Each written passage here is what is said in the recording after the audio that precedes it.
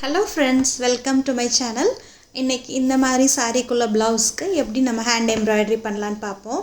சாரியில் இருக்கிற மாதிரி அதே மாதிரி ஒரு பேர்டு வரைஞ்சிருக்கிறேன். இதில் வந்து நம்ம ஈஸியாக பண்ணக்கூடிய ஸ்டிச்சஸ் வச்சு இந்த ஃப்ளார்ஸ் இதெல்லாம் பண்ணலாம். இப்போ இந்த விங்ஸ் அந்த பார்ட்டுக்கு வந்து நான் எப்படி பண்ணலான்ட்டு பார்ப்போம். இந்த மாதிரி சில்க் த்ரெட் எடுத்துருக்கிறேன். இப்போ பாடியில் வந்து நான் செயின் ஸ்டிச் பண்ணியிருக்கிறேன். அதே மாதிரி ஒரு நூல் எடுத்து அது மடித்து ரெண்டாக வந்து நான் நாட் போட்டுக்கிறேன். இந்த மாதிரி லெஃப்ட் சைடில் பிடிச்சிட்டு ஒரு பாயிண்டில் நம்ம நூல் எடுத்து அதே பாயிண்டில் இருந்து ரொம்ப கம்மி டிஸ்டன்ஸில் நம்ம இந்த மாதிரி ஒரு செயின் பண்ணணும். செயின் ஸ்டிச் போட எல்லாருக்கும் தெரியும். இது வந்து ரொம்ப சின்ன ஸ்டிச்சஸாக போடும்போது ஆரி ஒர்க்கில் இருக்கிற அதே மாதிரி நமக்கு லுக் கிடைக்கும். பாருங்கள், இந்த மாதிரி நான் லெஃப்ட் சைடில் பிடிச்சிட்டு முன்னாடி உள்ள செயின்லேருந்து உள்ளே விட்டு இந்த மாதிரி எடுக்கிறேன். நூல் வந்து ஊசியை சுற்றி இருக்கணும். நம்ம இந்த லெஃப்ட் சைடில் பிடிக்கும் போது ஆட்டோமேட்டிக்காக அதுவே நமக்கு அந்த மாதிரி வந்துடும். சின்ன ஸ்டிச்சஸாக நம்ம எடுத்து பண்ணணும். அப்போ நமக்கு பாருங்கள் ஆரி ஒர்க் மாதிரியே கிடைக்கும். ஒரு நூல் எடுத்து நான் ரெண்டாக மடித்து நாட் போட்டிருக்கேன்.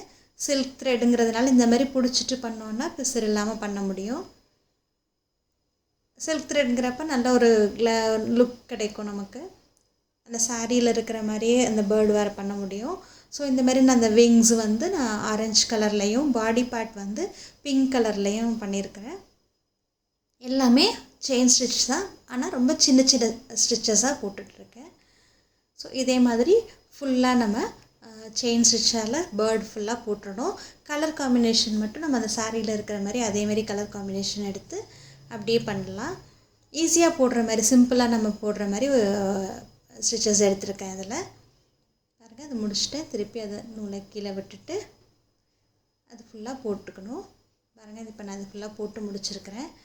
ஸோ இதில் பார்த்தீங்கன்னா ஒரு சில்வர் இது கொண்டு வந்திருக்கேன் பாருங்கள். ஏன்னா பார்டரில் ஒரு சில்வர் இருக்குது, சாரீ ஃபுல்லாகவே ஒரு சில்வர் லுக் இருக்குது. ஸோ அதனால் ஒரு நம்ம ஆரி ஒர்க் யூஸ் பண்ணுற சில்வர் ஜரி த்ரெட் எடுத்து அதே மாதிரி செயின் ஸ்டிச் பண்ணியிருக்கிறேன்.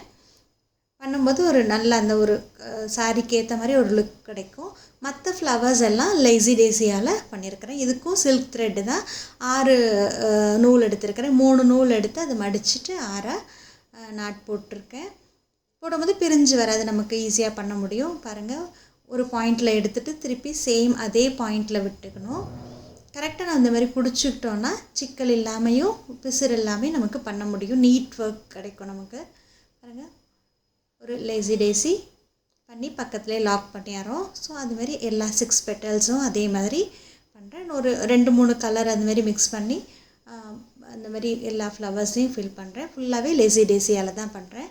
எப்படி பண்ணுறேன்ட்டு பாருங்கள்.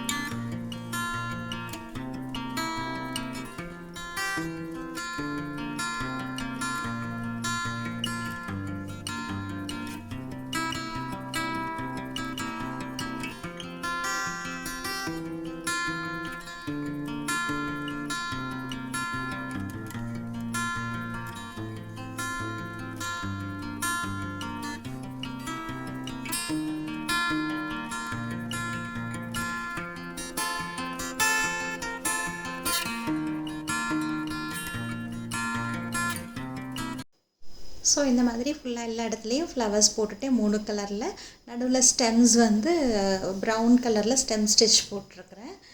இப்போ பாருங்கள், இந்த ஒவ்வொரு ஃப்ளவருக்கு இடையில இந்த மாதிரி ஜரி த்ரெட்டில் வந்து நான் ஒரு நாட் கொடுக்குறேன்.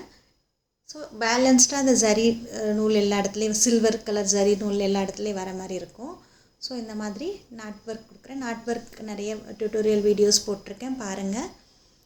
இந்த மாதிரி எடுத்துகிட்டு ஊசியில் ஒரு தடவை சுற்றிட்டு 4 நூல் எடுத்துருக்கிறேன்.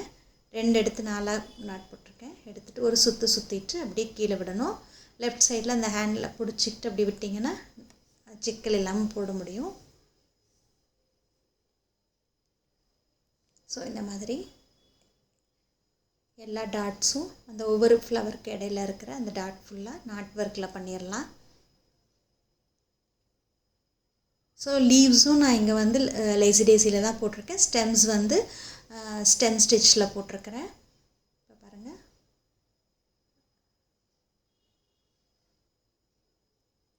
ஸோ சில்வர் ஜரிலையும் நம்ம நீட்டாக பண்ண முடியும். ஒழுங்காக நம்ம பிடிச்சிட்டு பண்ணோன்னா அழகாக இந்தமாரி பண்ணலாம். ஜரி த்ரெட்லேயும் இந்தமாரி நாட் ஒர்க் நல்லாயிருக்கும்.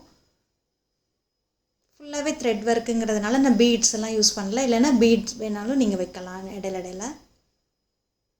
பாருங்கள், இது ஃபுல்லாகவே முடிச்சாச்சு. எப்படி இருக்குது பாருங்கள். ரொம்ப ஈஸியாக போடுற ஸ்டிச்சஸ் தான்.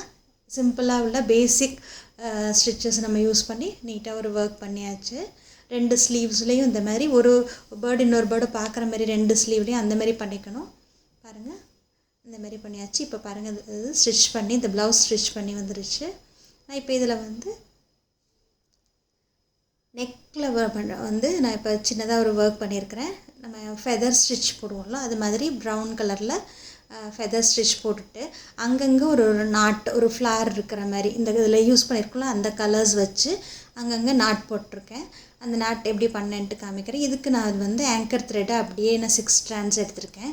3 தடவை சுற்றிட்டு அப்படி கீழே விட்டுட்டு இந்தமாரி லெஃப்ட் சைடில் அந்த நாட்டோடு சேர்த்து அப்படி பிடிச்சிக்கோங்க. நான் ஃப்ரேம் இப்போ யூஸ் பண்ணலை. ஸோ நாட்டோடு சேர்த்து பிடிச்சிட்டு நீங்கள் இப்படி இழுத்தீங்கன்னா சிக்கல் இல்லாமல் போட முடியும். பாருங்கள், எப்படி ஒரு அழகாக ஒரு நாட் ஃபார்ம் ஆகிருக்குது. 3 தடவை சுற்றிருக்கிறேன். இப்போ பாருங்கள், பின்னாடி வந்து இந்த நூல் வெளியில் தெரியாமல் இருக்கிறதுக்காக நான் என்ன பண்ணுறேன், அந்த பைப்பிங் பண்ணியிருக்கிறோம்ல அதுக்குள்ளேயே வந்து நான் நூல் விடுறேன். ஒவ்வொரு இடத்துலையும் நாட் போடாமல் அப்படி கண்டினியூஸாக நான் எடுக்க போகிறேன். கண்டினியூஸாக நம்ம வெளியில் எடுத்தோன்னா நூல் வந்து நம்ம ஏதாவது பட்டுதுன்னா பிரிஞ்சு வந்துடும். ஸோ அதனால் அந்த பைப்பிங் பண்ணதுக்கு உள்ளே விட்டு கொஞ்சம் டிஸ்டன்ஸ்க்கு அப்புறம் ஒரு இன்னொரு நாட் நான் அதே பிங்க் கலரில் போட போகிறேன். ஒவ்வொரு தடவையும் முடிச்சு போட்டு அதை கட் பண்ணாமல் இந்தமாரி பைப்பிங்குள்ளே விட்டு பண்ணும்போது அது பின்னாடியும் பார்க்க நீட்டாக இருக்கும். நிறைய பேர் கேட்டிருந்தீங்க பின்னாடி எப்படி இருக்கும் பார்க்குறதுக்கு அப்படின்னு சொல்லி, பின்னாடி த்ரெட் ஒர்க் எப்படி தெரியும் அப்படின்னு சொல்லி கேட்டிருந்தீங்க.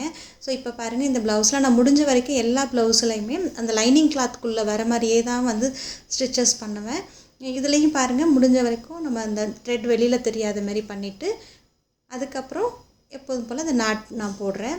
ஸோ அங்கங்கே நாட் போட்டு கட் பண்ணாமல் நான் இந்த மாதிரி பண்ணிடுறேன். ஸோ இப்போ அந்த பிங்க் கலரில் போட்டாச்சு. இப்போ பாருங்கள், அந்த முடிச்சு கூட அந்த இதுக்குள்ளே போகிற மாதிரி பண்ணிவிட்டு இப்போ எல்லோ கலரில் அடுத்து ஒரு நாட் போடுறேன். அதுவும் ஒரு சென்டிமீட்டர் அளவுக்கு டிஸ்டன்ஸ் அந்த அளவுக்கு விட்டுட்டு எல்லோ கலரில் இன்னொரு நாட். ஸோ அங்கங்கே அந்த ஃப்ளவர்ஸ் இருக்கிற மாதிரி ஒரு லுக் கிடைக்கும் நமக்கு. ஸோ இதை நான் வந்து ஈஸியாக ஒரு பண்ணுற மாதிரி ஒர்க் நெக்கில் பண்ணுறேன். பாருங்கள், இதுவும் ஸோ இந்த மாதிரி வயலட்டில் ஒன்று, பிங்க் ஒன்று, எல்லோ ஒன்று அந்த மாதிரி நாட் போட்டு கொஞ்சம் ஈக்குவல் கேப் விட்டு அந்த மாதிரி நாட் போட்டு முடிச்சிட்டேன். ஸோ ஸ்லீவ்ஸ் இது ஃபுல் ப்ளவுஸ் ரெடி ஆயிடுச்சு.